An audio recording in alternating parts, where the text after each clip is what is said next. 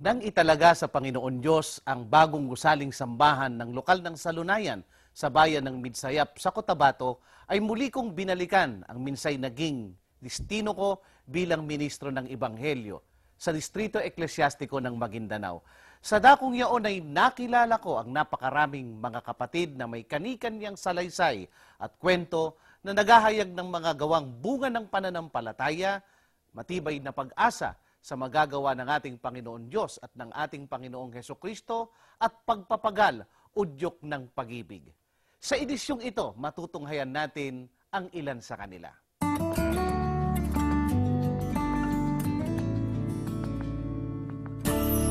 Sa isang maliit na barangay sa bayan ng Midsayap ay nakatira ang pamilya Alinyabo.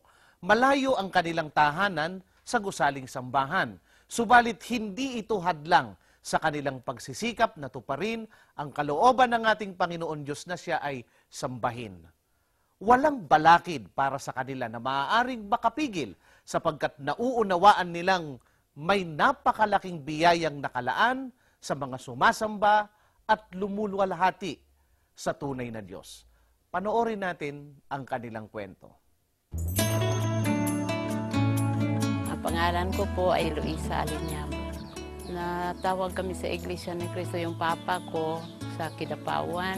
Gamay pa ko ba? Antod nga nagdagko mi na kuan ko sa pagka mang-awit sa kabataan. Tapos dalaga na ko na ani na pud mi sa Cotabato. Pag kaasawa na mo, naanhi na pud ko din sa Midsayap. Nanom og mais, as mga kamote, dinhi naman mi nang inabuhi. Di rin na po may nagapuyo. Napakalayo talaga ang tirahan ng ating mga kapatid na pamilya Alinyabo dahil naririto ang kanilang lupang sinasaka at sa kanilang pagdalo sa mga pagsamba ay naging inspirasyon po ng mga kapatid na kahit malayo sila at ganun din po naging inspirasyon ng mga maraming may tungkulin. Layo manggod kaayo ang kaning simbahan na mo. Tapos kung pamasahin na mo, 30 pesos, tapos pag pabalik 30, 60 yun sa kada usa. Tapos 5 mi, makakuan yun mi og mga 300. Pagbaba na mo din, magdala ko o baligya na ko para lang may ipamasahin mi sa pagsimba kay maulang man ako, wala man gud mi kwarta ang akuan kundi magdala ko lang ko paninda.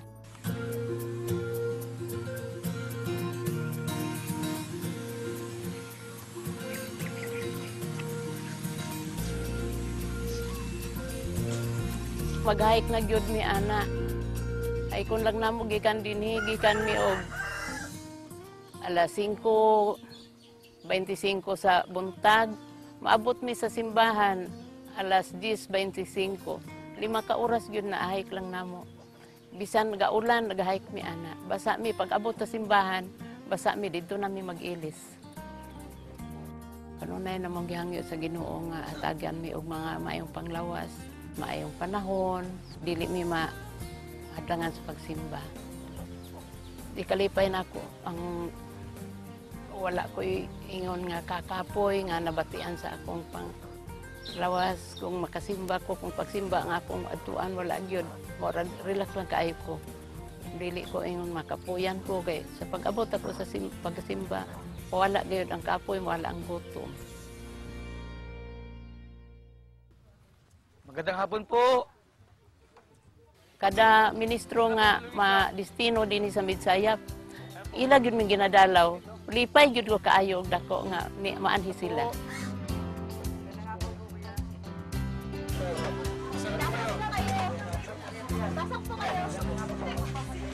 Importante gyud sa kayo sa mua nga mahatagan mi nila og tagubilin kay inigduaw nila diri ihatag nila ang tagubilin, basahan gyud mi sa tagubilin. Bundok po talaga yung nilalakad namin. Tapos marami pong sumasama ng mga kapatid, yung mga kapisanang Buklod, Kadiwa at saka Bini. Kasama po namin sila na nagdadalaw po kami. Before po kami nagdadalaw, pumupunta sa bahay ng kapatid, namamalengke muna kami niyan. May mga dala-dala kaming mga pagkain, mga canned goods. Kasi doon sa kanila, malayo yung talaga yung mga palengke. Wala masyadong, malayo din yung tindahan, yung may mga tiyangge, pero malayo talaga, ilang kilometro pa yung lalakarin mo. Kaya nagdadala na lang po kami ng mga canned goods. Tapos pagdating namin doon, salu-saluan po namin yon. Ang pamilya Alinyabo po ay napamahal na rin po sa amin. Kaya lagi po naming sinisikap na madalaw po sila. At pag nagdadalaw po kami, kasali na po yung mga scan, yung mga may tungkulin. At pagdating po dito ay may kunting salo-salo po. Nararamdaman yun ng kapatid pag dinadalaw namin sila na mahalaga pala sila sa amin. Importante pala sila, mahal pala nila kami, parang maisip ng kapatid ng ganun. Kaya masaya sila pag dinadalaw po namin. Na-appreciate po nila yun. Ang Diyos ang naghatag na mo kusog para makapadayon mi sa among pagka-iglesia. Ihanag yun yung pagbuot nga makapadayon mi sa iglesia. Sabtan man yun ako ang pagka-iglesia. Gihangyon ako sa Ginoo nga hantod sa doon na pagkinabuhi ako yun ng paningkamutan nga makatuman yun ko sa nga pag-alagad sa Diyos. Daghan kaayo nga mga pagsubok nga maabot sa amoa. Bisog lang po gyapon may nga masuklan na mo ang mga pagsubok. Manalangin lang ni sa pamilya. Manalangin lang ni sa balay. Okay. Ipangalaya lang namo sa Ginoo nga unta dili may mapukan sa mga pagsulay. Mao lang na akong ginapangay sa akong mga anak nga unta magmadasigon sila sa pagka-iglesia kay wala na sila amahan. Ako na lang. Mao na nga ingon ako sa ila nga magdasig mo sa iglesia para magkauban ta sa kaluwasan. Gisaad na ako sa Ginoo nga unta gihangyo gyud ako na sa kanunay sa Ginoo nga hantod sa katapusan nga gutlo sa kong kinabuhi iglesia ko ni Kristo.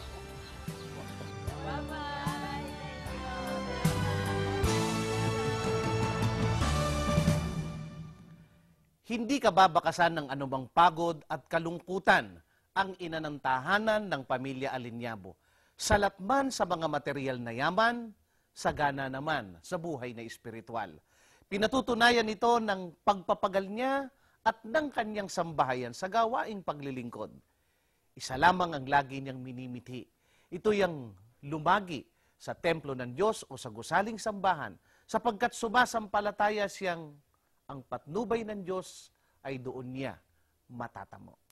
Magbabalik po ang pananampalataya, pag-asa at pag-ibig.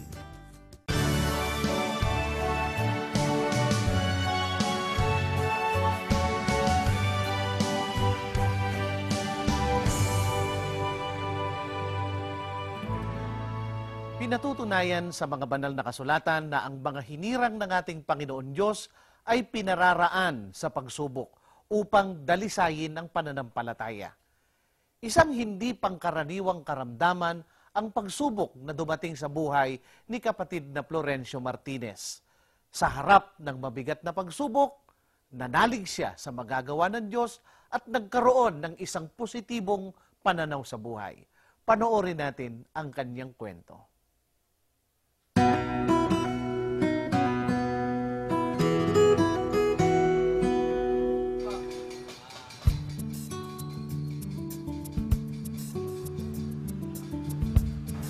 Ako po si kapatid na Florencio Martinez, kaanib po at nasa pamunuan po ng lokal. Naratay po ako sa higaan, nagkasakit po ako. Dala na rin po siguro sa bisyong paninigarilyo po. Ang sakit pong dumapo kay Kap Loring ay Buerger's disease po. At yung dahilan daw po noon ay maagang paninigarilyo at sobrang paninigarilyo. Ang Buerger's disease ay isang uri ng karamdaman na may pangalan din na thromboangiitis obliterans. No? Na ang kahulugan niyan ay pamamaga ng ugat. na kadalasan ito ay nakikita sa mga daliri ng ating kamay at ng mga paa. Hindi na nagkakaroon ng mga antibody sa lugar na yon, kaya pag nasugatan, yun na, tuloy-tuloy na, nabubulok na siya. Nung sinuri ang mga may karamdaman na ito, meron isang common factor sa kanilang lahat. Paninigarilyo. Malabis na paninigarilyo. Nung una ho ay panlalamig lang ng kanyang mga paa. At nang lumaon ay nagkakaroon ho ng discoloration, nangingitim. Kailangan daw pong putulin daw po ang paa dahil iyon lang daw ho talaga ang pinakaparaan para ho hindi na manganib ang kanyang buhay. Ang naging dahilan ko bakit malaking pagkakaputol sa kanya, sapagkat malala na yung kanyang karamdaman nung ito ay nakita. Kung halimbawa ang napinsala ay ito lamang dulo ng daliri o nakikita natin nangingitim, kadalasan hanggang dito ng ugat na ang napipinsala. Kung puputulin natin ng dito na lamang, yung mga pinagputulan, hindi gagaling yun. At siya rin pag-ugat panggagaling ng infeksyon. Kaya inaalam natin dito kung hanggang saan yung ugat na malusog at doon puputulin. Naisip ko po yung mga anak ko, pamilya ko po. Paano na po ako makapaghanap buhay? Sa tindi po ng pagsubok na yun, ay halos hindi ko po matanggap. Ngunit, nariyan po ang ama, nariyan po ang aking pamilya na katuloy pong nagsasabi sa akin na lakasan ko po ang loob ko. At ako naman po'y sumasampalataya. Nananalig po sa Diyos. Ako po'y matutulungan.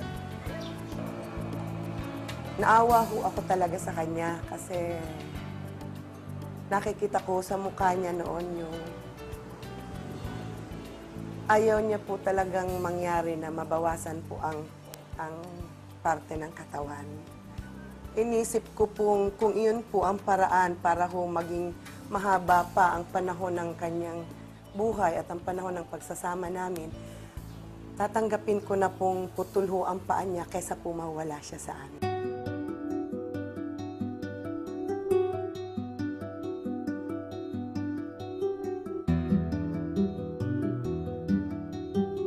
Inisip ko rin po yung tungkulin ko.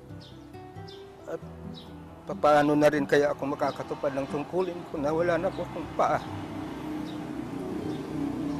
Pero ganun pa man po, ay malakas pa rin ang loob kong humingi sa Diyos na sana tulungan po ako. Pagkatapos po ng 1 linggo po na wala na po akong paa, ay ramdam ko po sarili ko, lumalakas na po ako. At bumabalik na rin po yung sigla ng katawan ko.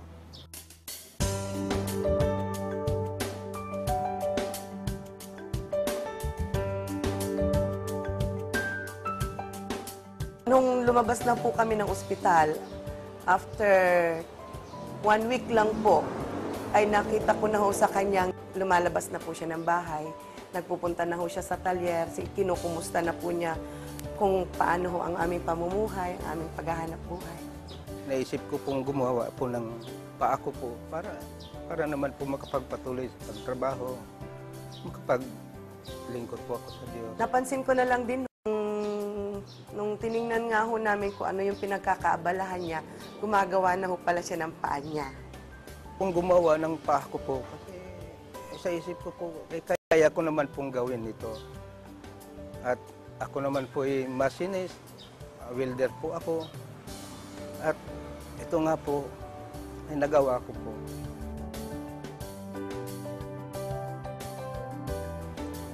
Ilang buwan lang po yung pag-practice ko po ng paglalakad. Sa tulong pa ng Diyos ay nakapaglakad ako.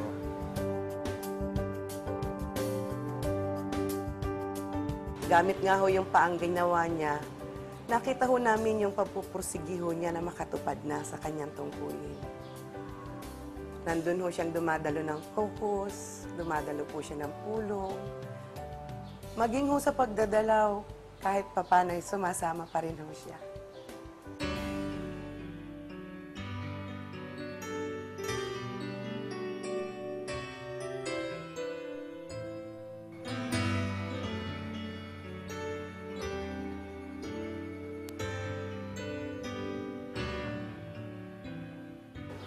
Ngayon po, dahil sa binigyan po ako na isa pang pagkakataon sa buhay ko, ang lagi ko pong ipinapanalangin sa Ama na sana ipagkaloob pa sa akin yung lakas at buhay para lalo po ako makapaglingkod po sa Ama. Nung ganap na ho siyang nakakatupad ng tungkulin, sinisikap na po niyang parang wala lang, parang normal na lang. Natuwa na ho ako noon kasi ang gusto niya hong makita namin sa kanya talaga ay parang wala na ho siyang kapansanan. Yun ho ang gusto niyang aming isipin ho sa kanya. Ito pong nangyari sa akin ay masasabi ko pong pagsubok po sa buhay ko na pinagkaloob po ng Panginoon Diyos. Pero siya na rin po ang tumulong sa akin. Kaya sa ganito, nakabangon po muli. Kaya pinagpapasalamat ho namin ng malaki sa Ama, bagamat kulang ho ang parte ng kanyang katawan. Pero hindi ho nagkulang yung kanyang pagtitiwala sa amin. Nagpapasalamat po ako sa mga mahal sa buhay ko, sa asawa ko. Na noong ako po'y nagkasakit, nariyan po, hindi po ako iniwan. Maging sa mga anak ko po, ay nariyan po sila, tumutulong po sa akin. Mga kapatid ko po sa buhay, ay dinadala po. Mga kapatid po namin sa lokal, narito po sila, nakikiramay po sa akin. Sa ganong sitwasyon, ay lalo pong nagpapalakas po sa akin pag-asa. Ang positibong pananaw ni kapatid na Florencio Martinez sa harap ng isang mabigat na pagsubok na dumating sa kanya ay nagsilbing inspirasyon sa kanyang mga mahal sa buhay upang mamalaging matibay sa kanilang pananampalataya. Magbabalik po ang palatuntunan ito.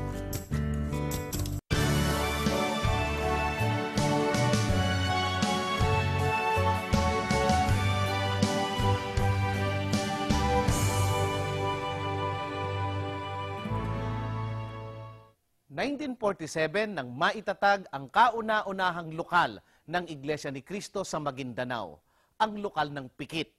Mula noon ay naging mabilis ang pagsulong ng iglesia sa dakong yaon. Maliban sa mga bayang nasa lalawigan mismo ng Maguindanao, kabilang sa mga pinangangasiwa ang lokal ng Distrito Eklesyastiko ay mga lokal na nasa lalawigan ng Cotabato at Sultan Kudarat. Samahan niyo kaming maglakbay.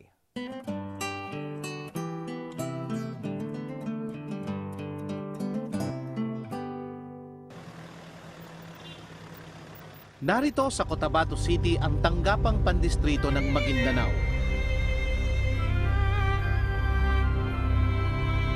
Mula rito ay maglalakbay kami patungo sa lokal ng Puya sa bayan ng Upi at tutuloy kami sa lokal ng Ibi sa bayan ng Libak, Sultan Kudarat.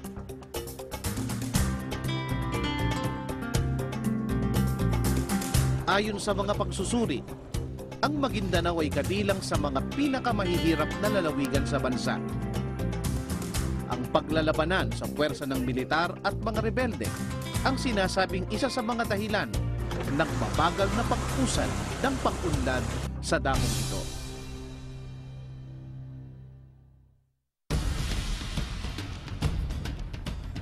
Hindi naging hadlang ang tila napakabagal na pagsulong ng ekonomiya sa dakong ito sa paglaganap at pagtatagumpay ng iglesia. Sa kasalukuyan ay napakarami ng magagandang gusali ang iglesia sa dakong ito. Kabilang rito ang bagong gusaling sambahan ng Parang, Salunayan, Dinganin at Upi.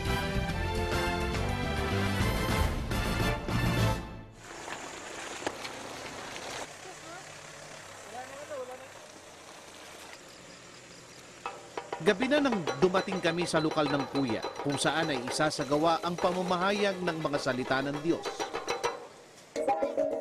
Nadadaluhan ng mga tribong Tiruray o Tiduray. Ang mga Tiruray ay grupong etniko na naninirahan sa mga bulubunduking bahagi ng Maguindanao. At ang sagot, bakit po kaya ang lahat ng tao ay nangangailangan ng kaligtasan? Karamihan po sa tribu dito ay Tiduray, tawag po. Sa lokal po na ito, masigla po yung mga kahit nasa lahing Tiduray sila, mapansin po natin na yung kasiglahan kasi nangunguna po lagi ang lokal na ito sa pagbubunga po.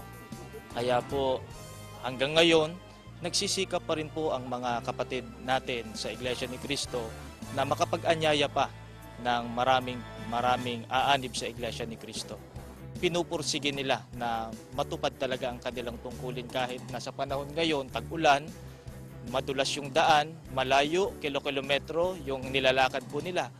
Ngayon po ay lalakad pa sila ng gabi pero hindi sila nanghihimagot sa kanilang mga pagtupad ng tungkulin, lalo na po sa gawaing pagpapalagana. Walang kuryente dito sa lugar na ito, pero bakit may ilaw tayo?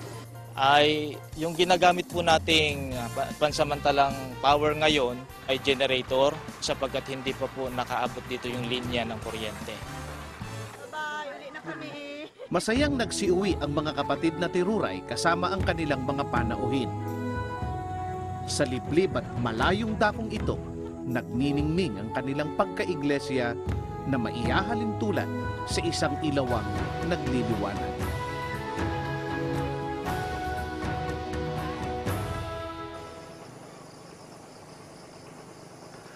Bagamat napakabagal ng pag-unlad sa dakong ito, ang kahayagan ay ang kakapusan ng serbisyo katulad ng maayos na kalsada at ng kawalan ng kuryente. Subalit masasabi namang napakaunlad ng buhay espiritual ng mga kaanib sa dakong ito. Ang kahayagan nito ay ang kanilang pakikiisa sa lahat ng kilusan ng iglesia.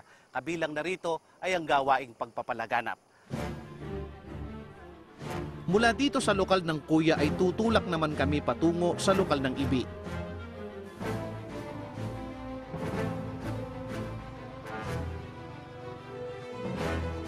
Kailangan naming dumaan sa lokal ng Basak kung saan ay isang dating military truck ang naghihintay sa amin para ihatid kami malapit sa lokal ng Ibi. Kasama ang ilang ministro ay lumulan na kami patungong Ibi.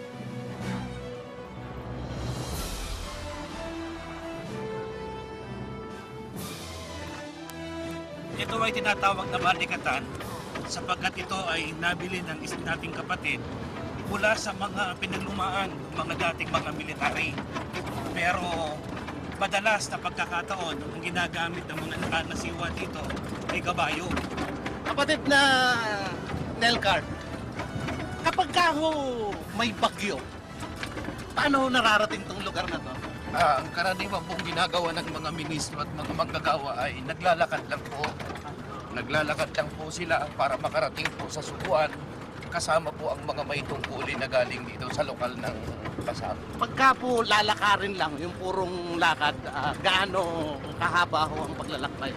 Inaabot po ito ng 2 oras at kalahati po ang lakad bago dumating sa Ibi.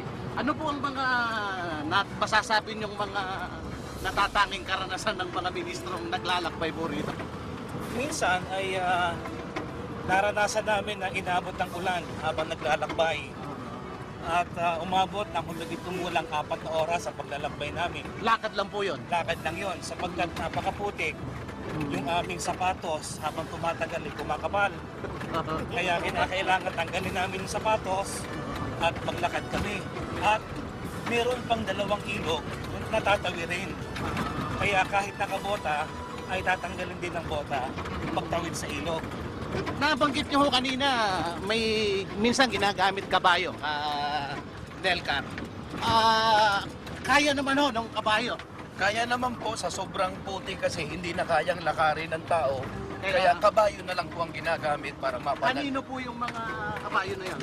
Meron pong pag-aari dito ng iglesia, isa, at meron din pong ginagamit para sa mga kapatid ng may-ari. Ibig ko sabihin, talagang binili ho yun para magamit po ng ministro sa paglalakbay po rito. Opo, ginagamit po yan. Kausapin naman natin si kapatid na Dan. Kapatid na Dan, kumusta ho yung pagpapalaganap sa dakong ito? Nakatutuwa po na nakita ng ating mga kapatid ay nakikipagkaisa sa ating mga gawaing pagpapalaganap.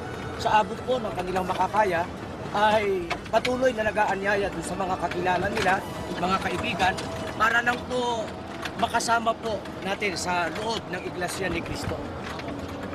Elmer, yun hong mga kapatid natin dito, ano ho ang karaniwang ikinabubuhay po nila?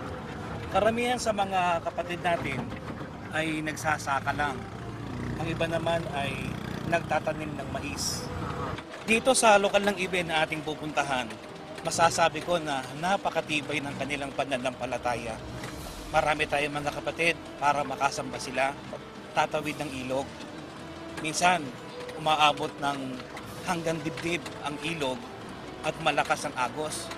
Ang ginagawa ng iba, sumasakay sa kabayo.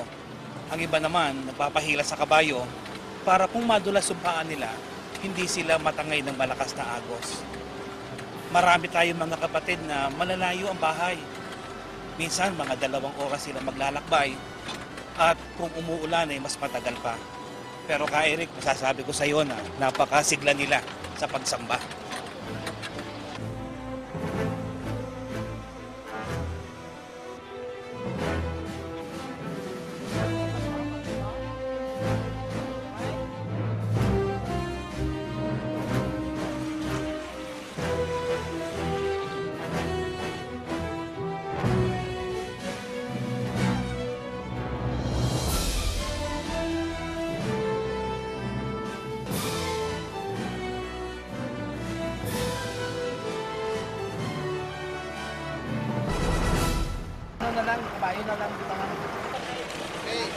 Hanggang dito na lamang daw ang kayang maabot ng aming sasakyan.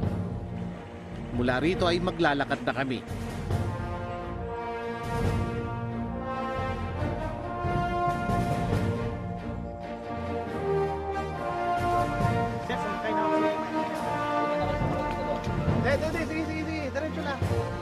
Hindi sapat ang bilang ng kabayo sa dami naming magtutungo roon. Habang naglalakad ay naiisip ko ang mga ministro at manggagawang nasusugo sa lokal na ito para mangasiwa at dalawin ng mga kapatid.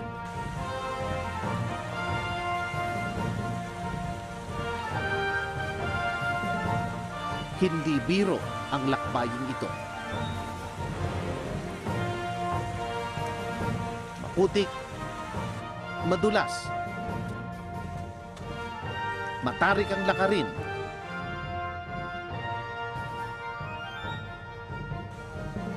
at may pagkakataong kailangang lumusong sa tubig.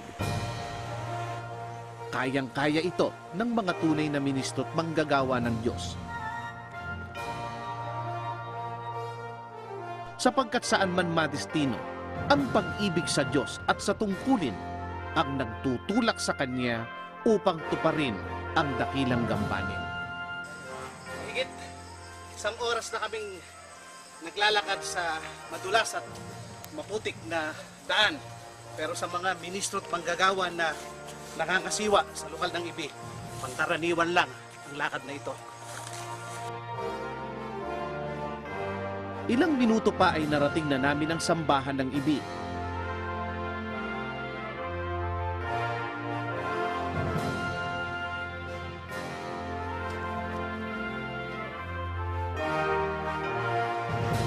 Ang mainit na pagtanggap ng mga kapatid sa amin ay tila tubig na agad pumapawi ng uhaw sa isang pagod na manlalakbay. Higit sa mainit nilang pagtanggap sa amin ay ang kahanga-hanga nilang pananampalataya at pag-ibig sa Diyos. Nakakasarap po pag dalawin kami ng ministro. Mahal kami ng pamamahala na ramdaman namin. At awa ng Diyos, nakararaosin kami. Tuloy lang po ang aming paglilingkod at ang aming pagsamba. Yun po, yung pagtupad ng tungkulin. Kasi po, pag nasa loob na po ng kapilya, parang nawawala na po yung mga problema. May idaragdag sa kasiglahan sa paglilingkod ay ang kahusayan sa paglikha ng mga taga rito. Gumawa sila ng isang mini hydroelectric plant para masolusyonan ang kawalan ng kuryente. Mini hydropower plant po yun na ang gumagamit po ay ang buong pamilya lang po na nandito sa lokal ng Ibe. Noong una po, ang ginawa po nila ay kahoy na turbina lang po. At ang ginawang transmission po ay mga flat belt na kung mga ilang transmission po para mapabilis yung ikot ng ating generator. Ang lokal ng Ibi ay malayo sa ingay ng sibilisasyon at sa mabilis na agos ng pag-unlad. Subalit sa nakita kong kapayapaan ng buhay ng mga taga rito